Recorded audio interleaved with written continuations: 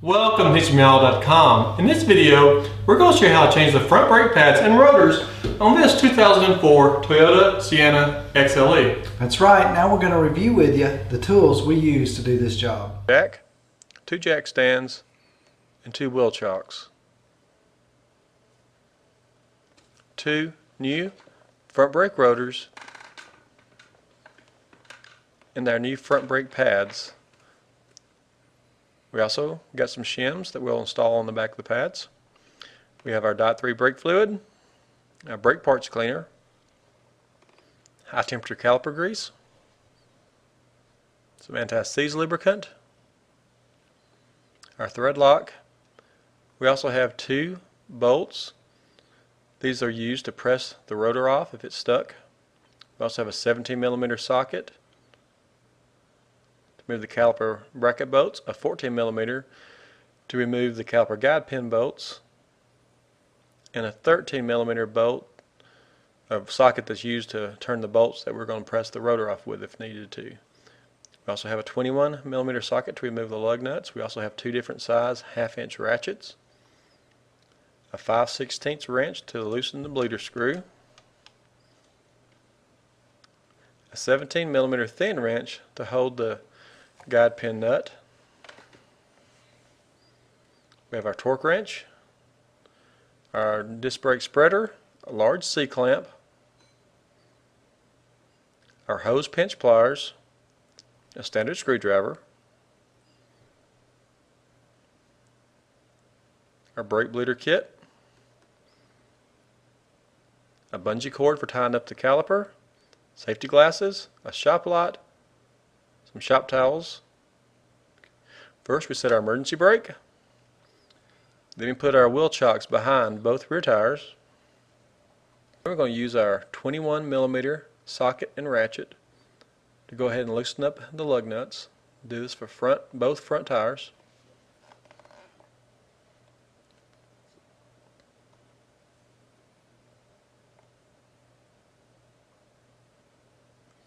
Once your lug nuts are loose, we'll go ahead and raise the vehicle up off the ground using our jack.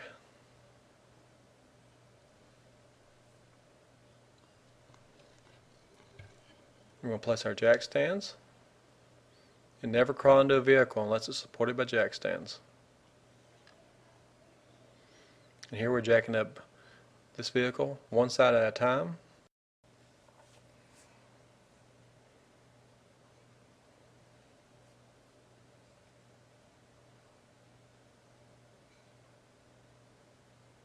Then we're going to place the other jack stand.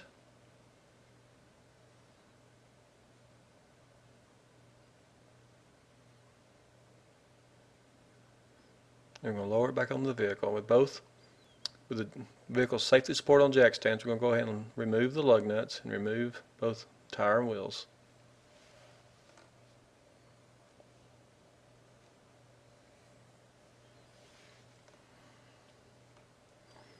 Here we pull our lug nuts back into the spots on the rim for them, and then we're going to slide up under the vehicle for safekeeping and also for safety reasons. Then move to the other side and remove that tire and wheel.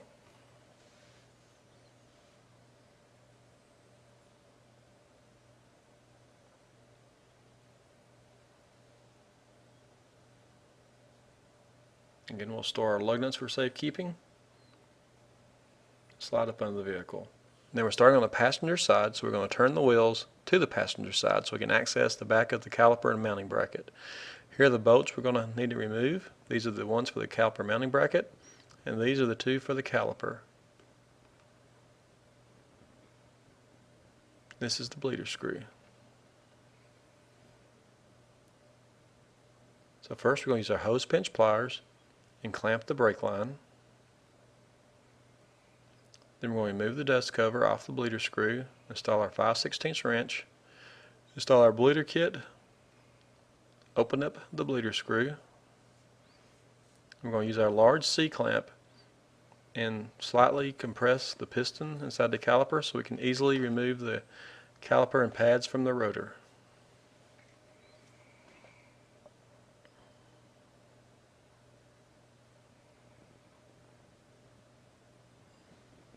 Once the piston's compressed a little bit, we're going to go ahead and tighten up our bleeder screw, remove our brake bleeder kit, remove our wrench, and reinstall our dust cover. Now we're going to remove the caliper guide pin bolts. Here we're using our 17mm thin wrench and our 14mm socket and ratchet.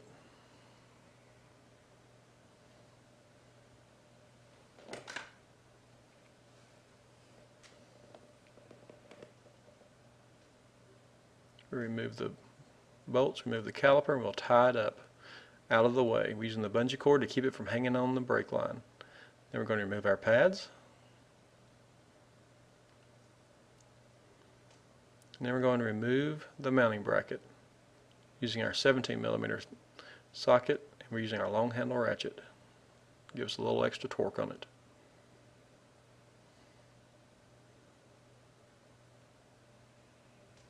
Okay, remove our mounting bracket. Now here are the holes where you need to press off the rotor. This rotor did not need pressing off, but this is what you would do in case it does. You'd go ahead and insert the screws into these holes on top and the bottom, and then you would tighten up the screws going back and forth between the two to push it off evenly, and the rotor would then just come right off.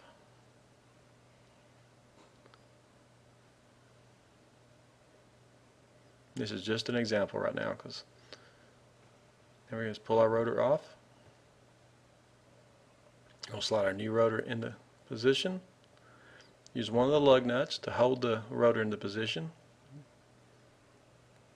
Using our brake parts cleaner, go ahead and clean off the dirt and grime and oil or whatever residue may be on the rotor. Just on the front and the back.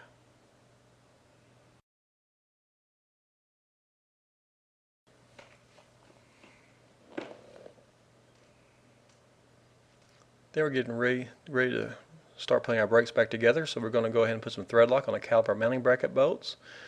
And now we're going to remove the caliper guide pins from the caliper mounting bracket. We're going to coat each guide pin with anti-seize lubricant, and always wipe off any old grease or lubricant that may be on these guide pins before you coat them with a fresh coat of anti-seize lubricant.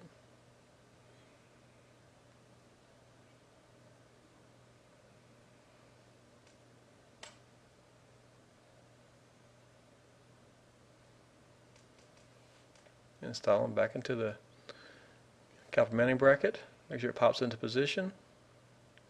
Now we're going to remove our old brake hardware. Our new brake pads didn't come with new hardware, so we're going to inspect the old, clean it up a little bit, and we're going to reinstall it. Here we're spraying some brake parts cleaner on them just to clean them up a little bit, remove some of the residue that's accumulated on them over the years.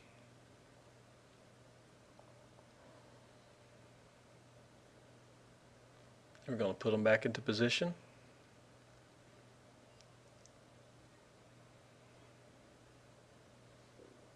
We're going to place the caliper mounting bracket back on the vehicle and install our caliper mounting bracket bolts.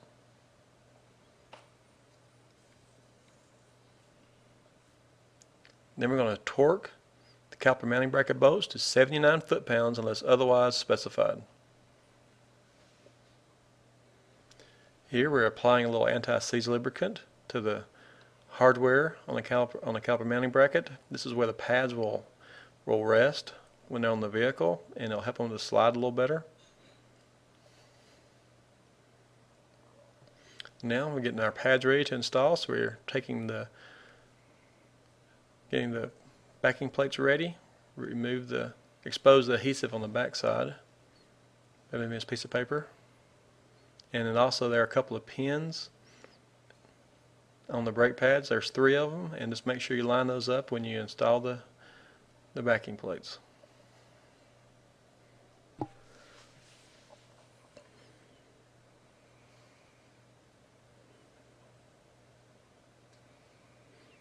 Now we're going to place our brake pads into the caliper mounting bracket, the inner and the outer. Make sure they line up correctly on the hardware. And now we coat the back of each one of the brake pads with some high temperature caliper grease. This helps keep the pads from squeaking.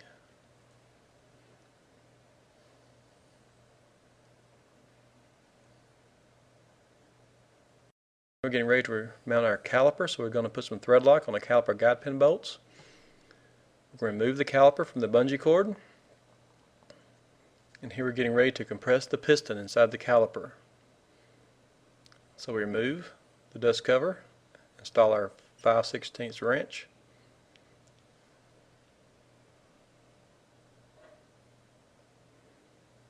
install our bleeder kit, open up the bleeder screw. Then we're going to use one of the old brake pads and our disc brake spreader.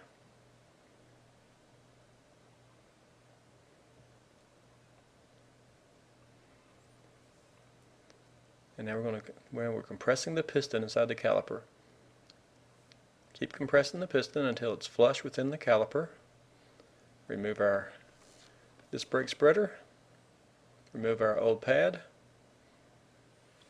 Then we're going to slide the caliper into position, but first we need to close the bleeder screw, remove the brake bleeder kit,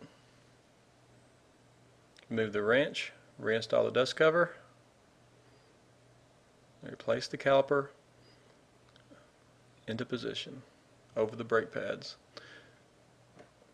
You may need to fiddle with the guide pins a little bit to get it to slide into place. Then we're going to insert our caliper guide pin bolts.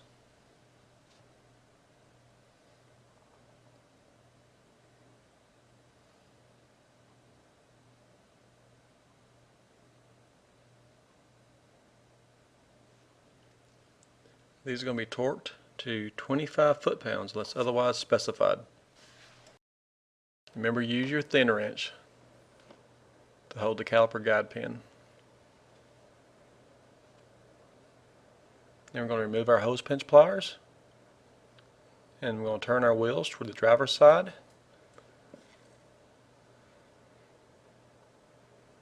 Then remove to the driver's side. We use our hose pinch pliers to clamp the brake line. Then we're going to compress the piston. So we use our wrench, our bleeder kit, remove the dust cover, of course.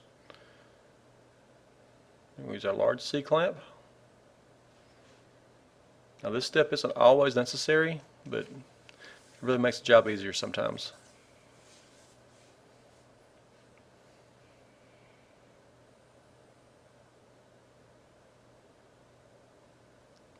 Once the piston's compressed, remove the C-clamp, tighten up our bleeder screw, remove our bleeder kit, remove the wrench, and reinstall our dust cover. Then we're going to remove the caliper guide pin bolts.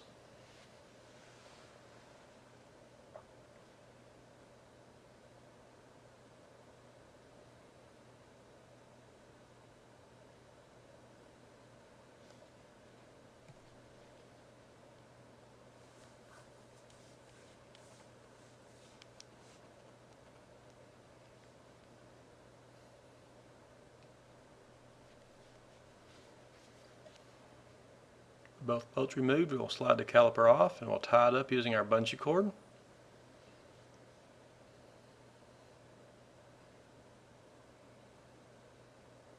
Remove our brake pads.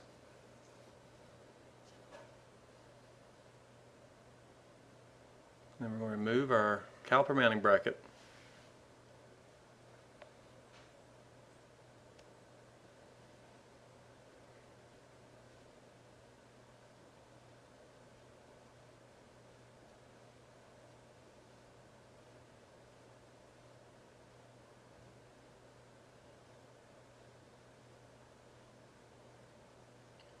Slide the caliper mounting bracket off. Remove our rotor. Again, this one was pretty loose, we didn't have to use the screws. We reinstall our new rotor, hold it in place with a lug nut. Clean it using our brake parts cleaner.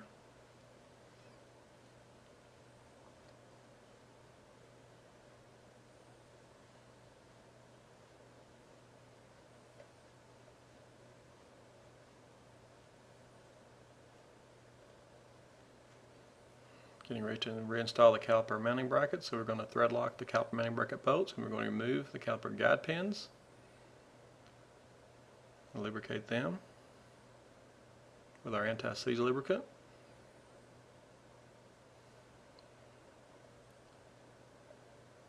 If you don't clean these use anti-seize lubricant, this can cause your pads to stick sometimes, and to rub and squeal sometimes going down the road. So it's always a good idea to go ahead and clean these up and coat them with anti-seize lubricant.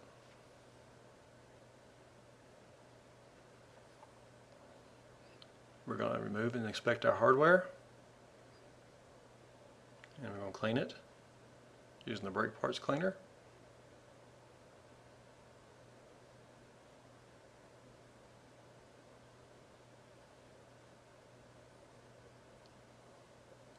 Reinstall our hardware.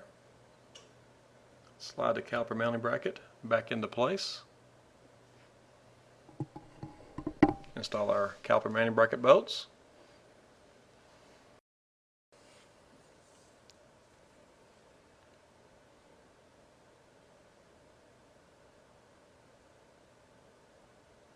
And remember to torque these to 79 foot-pounds unless otherwise specified.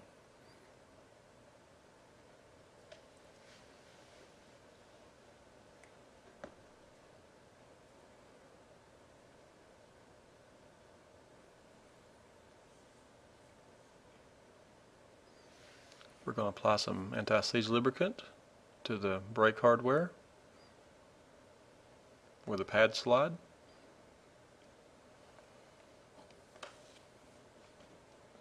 We're going to install our backing plates on the brake pads. Remember to line them up with the pins in the back of the brake pads.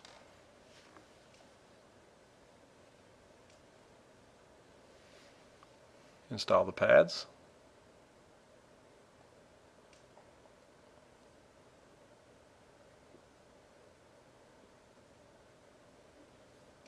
Coat the back of the pads with some high temperature caliper grease.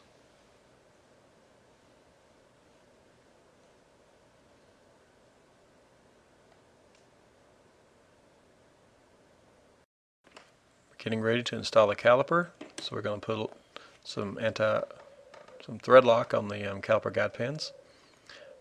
Remove the caliper from the bungee cord.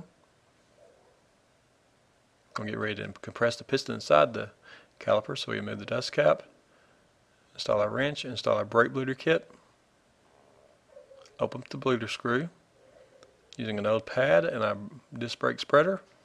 We'll go ahead and compress the piston. Keep compressing it till it's all the way flush within the caliper. Then we're going to remove the disc brake spreader, remove our old brake pad, tighten up the bleeder screw, remove the brake bleeder kit, remove our wrench, reinstall our dust cover.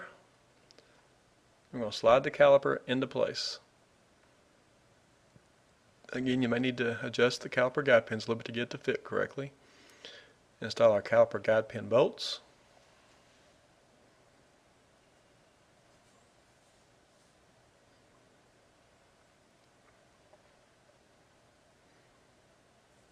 And we torque these to 25 foot-pounds unless otherwise specified.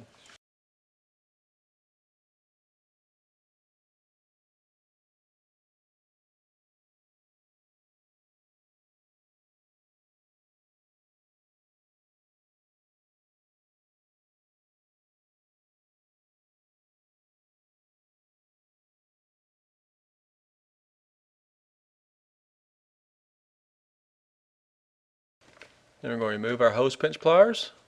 Then we're going to open the hood and check our brake fluid in the master cylinder. We're going to add until it gets to the maximum line.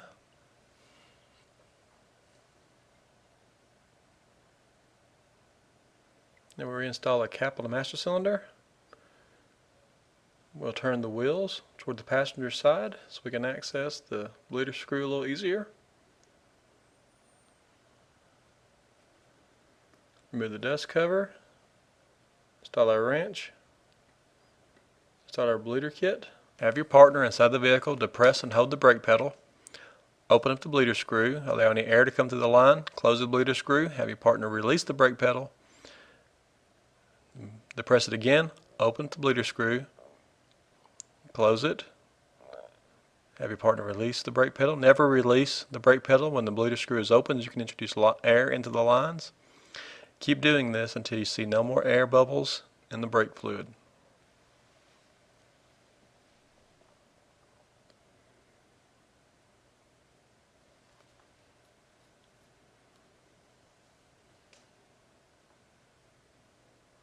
When there's no more air in the brake fluid, we'll go ahead and remove all of our hardware, and we'll install a dust cover and move to the other side. Turn the wheels toward the driver's side, move the dust cover, install your wrench, install the bleeder kit.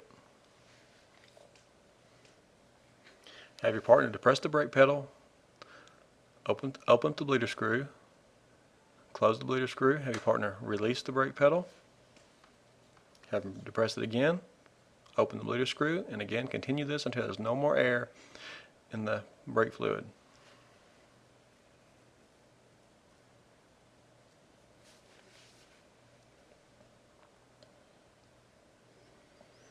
Once you're done, remove the brake bleeder kit, remove the wrench, reinstall your dust cover.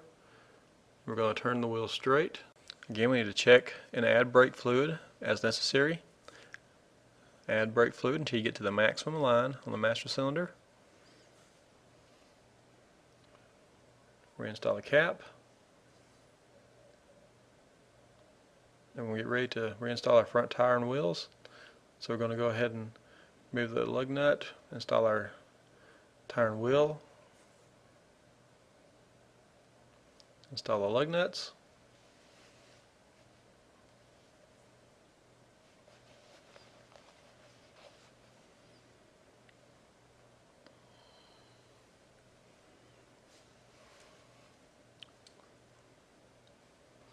tighten these down using our 21mm socket and ratchet.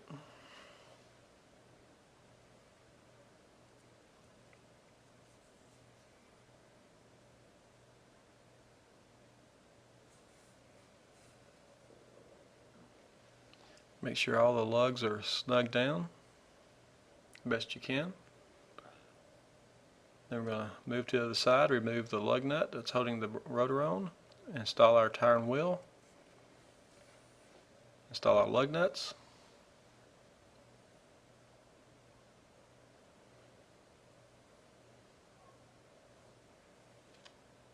once all these lugs are snug down,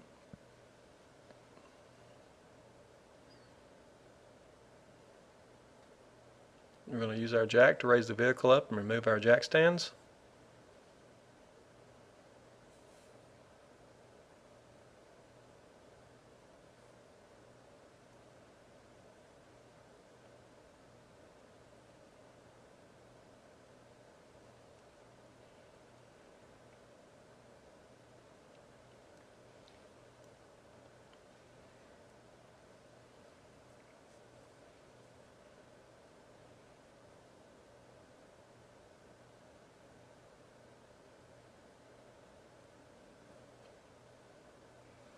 With both jack stands removed, we're going to lower the vehicle onto the ground. Then we're going to torque our lugs to 76 foot-pounds unless otherwise specified, and do this in a crisscross pattern.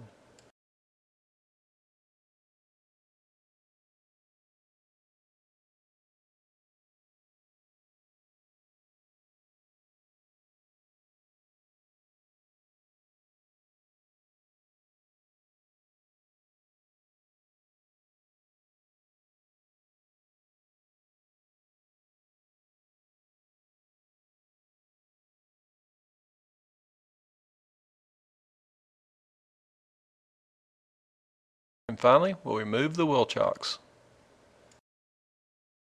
Well, we hope this video will help you change the front brake pads and rotors on your Toyota Sienna XLE. Send any comments you may have to comments@teachmeall.com. And as always, thank you for visiting teachmeall.com and have a great day.